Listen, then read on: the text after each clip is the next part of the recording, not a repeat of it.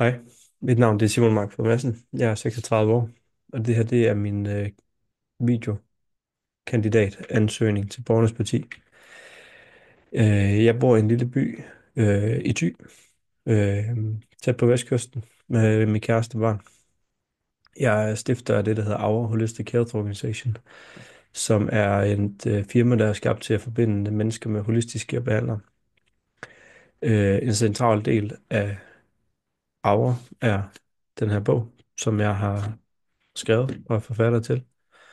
Øh, Baggrunden for bogen og mit firma er skabt på baggrund af erfaring, som jeg har fra mit arbejde som medstifter af en holistisk lægeklinik, hvor vi havde en 360 graders top-til-tå tilgang til helbredet, hvor vi søgte at helbrede årsagen og ikke kun kurere symptomer. Hvilket selvfølgelig står i skarp kontrast til det konventionelle sundhedssystem, som man kan se har åbenlyse problemer øh, og er et gigantisk spild af skatteborgernes penge. Noget, som jeg i bogen kommer ind på, og har en masse bud på, hvordan man kan gøre, og hvad man kan løse, og spare samfundet for en rigtig masse ting. Øh, Kort fortalt, så er der nogle problemstillinger, når det kommer til sygdom, der skal adresseres og bringes i balance, for at sygdom ikke er en mulighed. Det er mentale problemstillinger, det er tandproblemstillinger, det er tarmproblematikker, det er rygproblematikker, det er kost, motion, sollys, stress osv. Alt sammen beskrevet i bogen. Men når alle kroppens funktioner fungerer, som de er designet til fra naturens side, så vil sygdom ikke være en mulighed. Så det, bogen beskriver, det som jeg prøver at søge i alle aspekter af sundhed, det er, at man prøver at få kroppen rettet ind til at være i den naturlige balance, som den er naturligt skabt til. Og når man gør det, jamen, så er sygdom ikke en mulighed. Lars Boje, samt de fleste politiske ledere inde på Christiansborg, har modtaget bogen, ligesom Rigshospitalet, WHO, FN, Kræftens Bekæmpelse og Kongehuset. Øh, Desværre har der været ringe respons, men det bekræfter mig også bare i, at der er ikke den politiske opbakning, som man kunne håbe på. Øh, øh, Sådan at man ligesom kan varetage menneskets og vores medmenneskers helbred. Og øh, så største udfordring er helt klart både politisk side, men også kæmpe store interesser i det konventionelle medicin. Det man vil kalde Big Pharma. Øh, Min erfaring gør, at jeg ved, hvad der er muligt inden for helbredelse, og her er mulighederne bare mange. Øh, og med alt, hvad der foregår i USA lige nu, med Marga Maher, Doge og alle de andre, der er i gang med at rydde op i korruption, så vil det også ramme Danmark snart. Europa, det er det også så småt ved. Og jeg vurderer lidt, at USA, de bliver foregangsfolk for den her nye sundhedssager. Noget, som vi i høj grad også skal til at gøre os klar, det skal vi til at sadle om til i Danmark. Og det er også derfor, jeg er her og laver den her ansøgning. Bogen er skrevet på engelsk og henvender sig til amerikansk publikum, og er selvfølgelig også sendt til Robert Kennedy, Donald Trump og Elon Musk og flere. Øh, I Borgernes Parti, der vil jeg fokusere på sundhedspolitik og alle de problemstillinger, der udspringer, når det er, når kroppen ikke er i balance, både fysisk og mentalt. Øh, Min politiske tilgang vil være at arbejde ud fra principper i det her øh, ja, vidensbaserede samfund, som jeg arbejder i.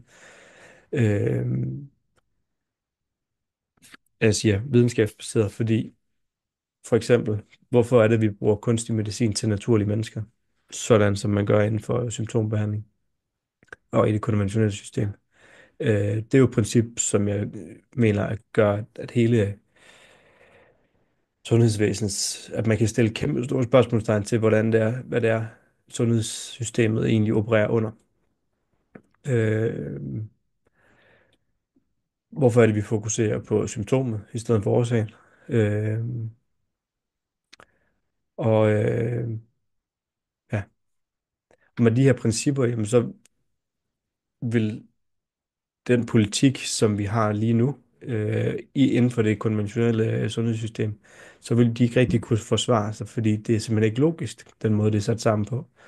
Og når vi har hele den her bølge af common sense i USA og alle mulige steder i verden lige nu, Argentina og så videre, jamen så er det bare der, vi skal hen, fordi der er så mange ting i hele det politiske system, som ikke er sat sammen, især inden for sundhed. Øh, så den her videnskab, den, den kunstige videnskab, burde det så ikke i stedet for være en naturlig videnskab, øh, og så være grund for den måde, som vi laver et sundhedssystem på. Øh, ja. I bogen der har jeg rigtig mange bud på, hvad man kan gøre for at ændre det konventionelle system, og jeg arbejder også lige nu på en ny bog, hvor jeg tager udgangspunkt øh, i menneskets behov, og hvordan vi bedst fungerer, og så sige, hvis vi gerne vil indrette vores samfund og system, sådan at vi som mennesker passer bedst ind i det, så vi har det bedst mulige og optimale samfund, der understøtter vores udvikling, så er min tese også, at så vil vi kunne skabe det allerbedste samfund. Øh, Rigtig spændende bog. Ja. Lige for at komme med nogle enkelte bud på, hvad for eksempel nogle politiske tiltag, man kunne gøre, sådan at man får sadlet lidt om. Og det er også noget, jeg både skrev til USA om, og det er også noget, som jeg ved, at Robert Kennedy han lægger op til. Det er, at man skal egentlig privatisere sundhedsvæsenet. Øh, og det gør man over tid.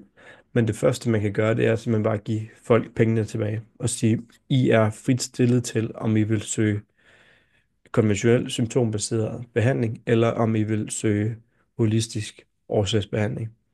Øh, det er jeres valg.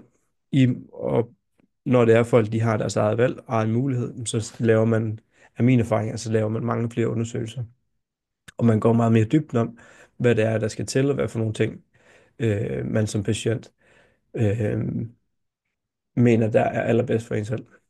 Ligesom vi gør ved vores egen bil, hvis det skal på værksted. Øh, det vil betyde mange flere penge i lommen til danskerne. Det vil betyde et åbent marked inden for sundhed. Det vil betyde sund konkurrence mellem holistiske behandlere, som vil give den bedste behandling af patienter. Øh, og det vil spare vores sundhedssystem for ekstremt mange penge. Akutvæsenet vil jeg egentlig gerne have, men bare bevare. Øh, der er ikke så mange ting at sætte på det. Øh, der er små ændringer. Ja. Det andet er at bruge naturlig medicin til naturlige mennesker. Øh, det vil også radikalt ændre måden på, hvordan man tænker, og hvordan læger og det konventionelle system arbejder. Og resultaterne vil også være fantastiske.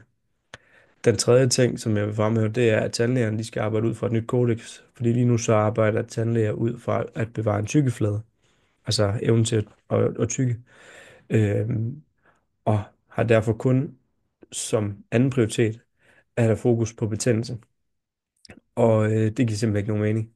Fordi vi i Danmark er det land med allerflest cancer, og vi fandt i vores egen klinik med vores egen undersøgelse, at 94% af alle vores cancerpatienter havde betændelse i tænder. Tal, som kan bakkes op af mange andre tandlæger og mange andre privathospitaler verden over. Og grunden til det er simpelthen, at vi har det her, der hedder medianbanesystem, som er lidt af vores øh, elnet inde i kroppen, som passerer igennem tænderne.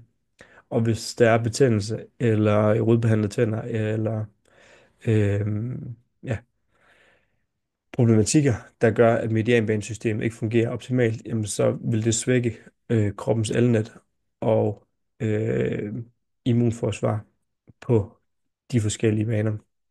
Og det vil kunne starte en dominoeffekt, som vil kunne accelerere cancer. Øh, ja, meget mere beskrevet i bogen.